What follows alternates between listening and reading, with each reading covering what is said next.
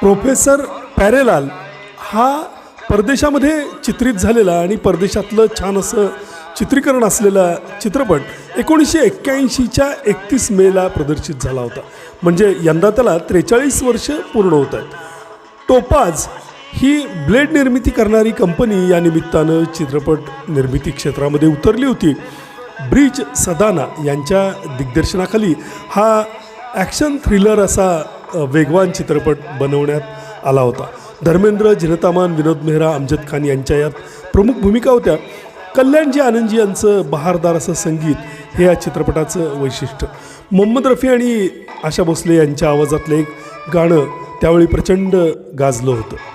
तेरे सिवाना किसी का बनूंगा हे ते गाणं बिनाकामध्ये चांगल्यापैकी वरच्या क्रमांकावरती होतं. याशिवाय आणखीही काही सुंदर गाणी या चित्रपटामध्ये होती. गाये जा और मुस्कुरा